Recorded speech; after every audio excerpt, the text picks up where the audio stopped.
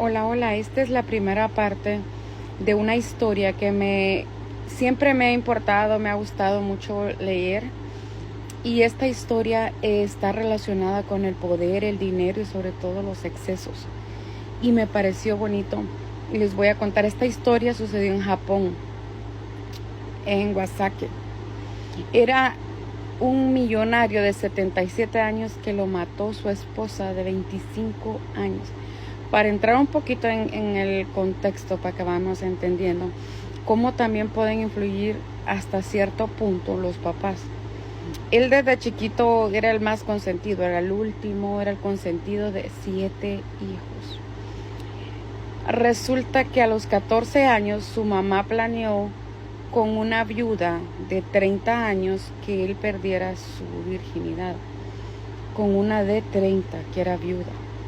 Él se obsesionó tanto, oigan bien, cabe recalcar que a él nunca les faltó nada porque su familia tenía como una cervecería.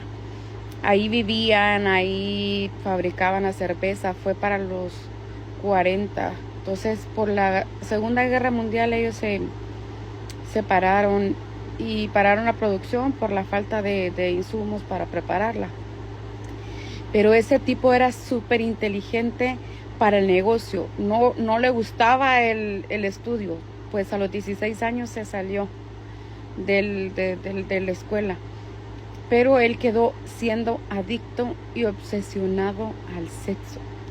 Él iba, recogía pedazos de lata de lo que hallara en los lugares vacíos, donde estuvieron.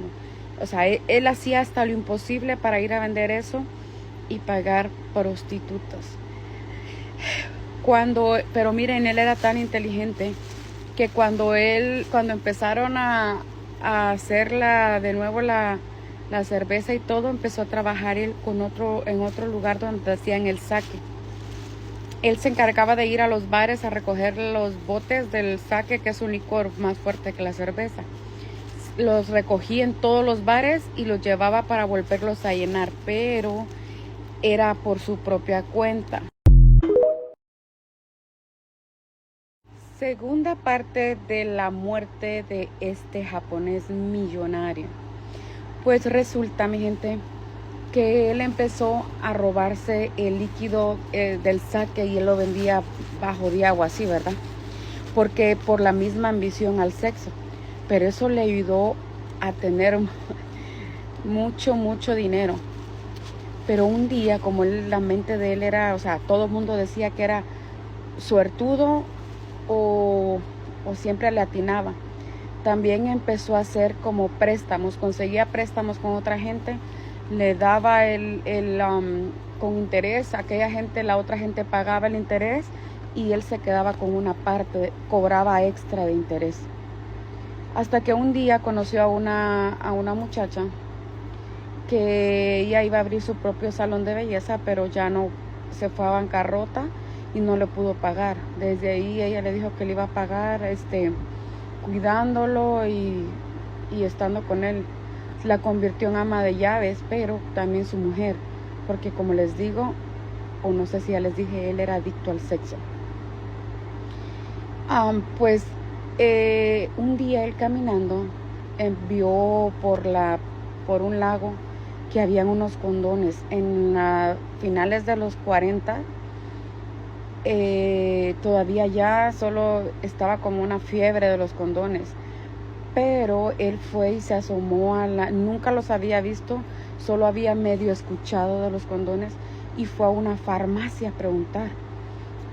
Alrededor de $9 valía la caja de 12 condones, ¿ok? Entonces, para un promedio que en aquel tiempo un japonés graduado universitario ganaba como $125 al mes. Entonces $9 era bastante. Se le ocurrió la idea de comprar la caja y venderla individual uno. Por cada persona que fuera a usarlo, le vendía uno. Y así hizo muchísimo dinero. Llegó a amasar una fortuna de 300,000 yenes, que son como $27,000, 27,000 millones de dólares. Entonces, Tercera parte de la muerte del millonario de 77 años que murió en Japón en manos de su esposa de 22 años. Eran 55 años de diferencia. Pero para entrar un poquito en contexto con los que no han visto las otras partes, voy a hablar de Takeda, que va a ser una de las mujeres más importantes, por así decirlo, en la vida de este hombre, que fue la que no pudo pagar el préstamo que tenía con él y se quedó con él como ama de llaves, amante y bla, bla, bla, y que estuvo con él hasta el último día. Bueno, él conoció a una mujer después de eso, que era dueña de un bar, una mujer igual 50 años menor que él. Desde que él la vio, se enamoró locamente de ella y le propuso matrimonio para que se casara con él. Oigan bien, en primera, no entiendo por qué tanto dinero supuestamente inteligente, y tenía que comprar sus esposas, tenía que comprar. Hasta aquí todavía yo no sé si él tuvo hijos. En la historia no se cuenta, la historia no se sabe si él tuvo hijos. Aparentemente no pudo tener hijos. Murió solo como un perro, pero bueno, para no lo vamos a adelantar tanto a eso. Se casó con esa linda mujer, el cual él se volvió completamente tóxico, no lo dejaba ni salir de la casa, y a los 3 años ella le pidió el divorcio. Antes de irse hizo algo que no sé si reírme o llorar. Tercera parte. Bueno, se divorció. No se divorció, lo dejó. Pero antes le robó más de $500,000 en joyas y se fue. Vino él y fue a poner una denuncia, pero ella se fue muy lejos y no la encontraron. Cuando la encontraron ya no tenía ni un peso, pero ella, para no pagarle, más bien le fue a jugar una vuelta y lo denunció por acoso, porque él pagó investigadores, le encontraron, iban todos los días a tocarla. Pues le tocó que divorciarse y darle una buena fortuna extra por estarla acosando. Leyes de Japón, señores, aquí hubiera sido diferente todo. Bueno, eso fue en el 2016. Él sufre... No, permítanme, me estoy brincando. En eso, que ya estaba divorciado, se conoce a la protagonista de esta historia, que se llama Sudo. Sudo era una mujer que tenía una compañía de buscar hombres millonarios, como sugar daddies, y ella era la número 1 porque iban por categorías de belleza, y ella llegó a ser el top 1 por mucho tiempo. En el 2016 se la conoce y le pide matrimonio, diciéndole que le va a dar una fortuna para que se case y una mensualidad de $17,000. Ella, sin dudarlo, dijo sí quiero. Pero a finales de ese año le dio un infarto, señores. Le dio un infarto.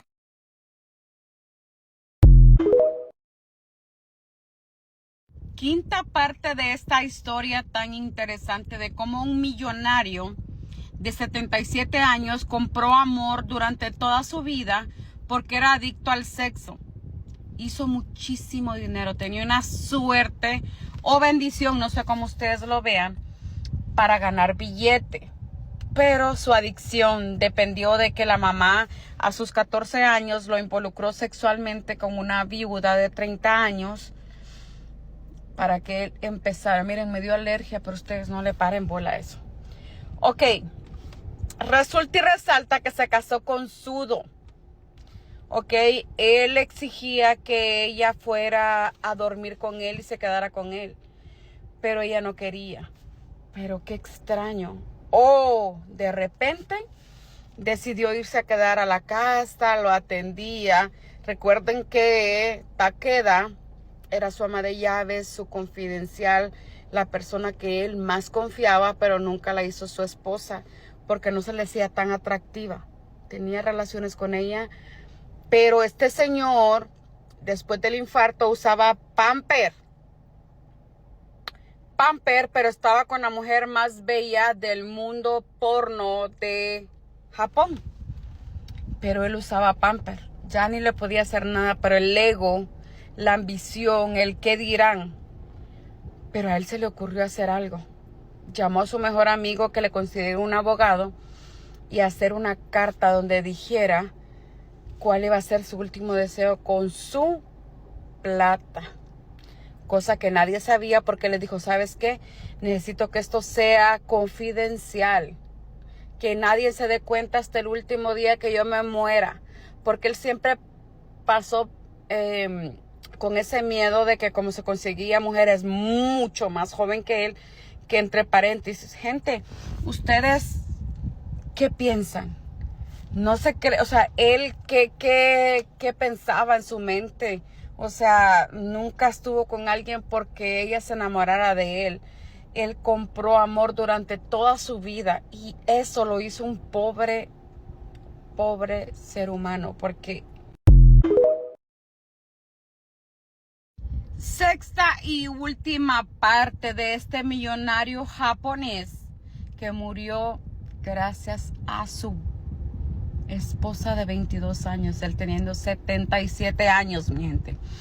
Ok, recuerden que Takeda era su ama de llaves, pero ella empezó a sentir sospechas porque ella empezó, su esposa Sudo, cuando antes no le gustaba llegar, porque ella decía que el señor apestaba porque usaba pamper, pero dijo un día, ok, yo voy a usar el baño de arriba del segundo piso, ustedes usen el baño de abajo para que no se incomoden porque el señor hacía reguero de mierda y de todo, perdón la palabra, pero de nada le servía ser millonario si las personas que estaban alrededor estaban por dinero.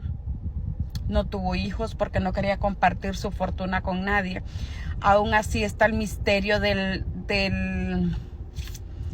testamento que él dio.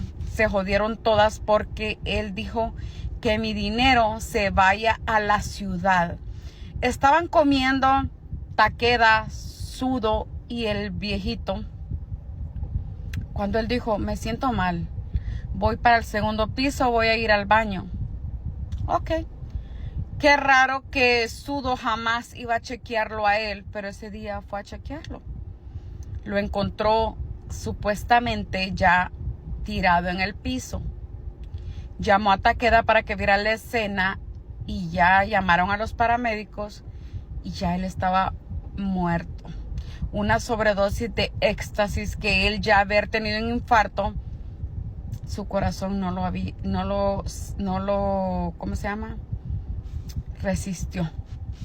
Murió. Empezaron a investigar a las dos mujeres, al cual esa mujer se había ido a operar a Tailandia, a hacerse muñeca porque ella quería estar espectacular. 5 días antes, el señor no se había muerto y ella empezó a pelear la fortuna. Cuando el amigo empezó a sacar el testamento, le dijo, permíteme, camarada, opérate, maje, como decimos nosotros. Aquí hay un testamento y todo le va a quedar a la ciudad. Hoy la tipa está presa porque había mucho que la acusaba. Ella está presa y sin ni un peso, operada y de por vida en la cárcel. ¿Qué les parece? No compremos amor, mi gente. Cuando no es real, no es real. Entonces, creo que aprendamos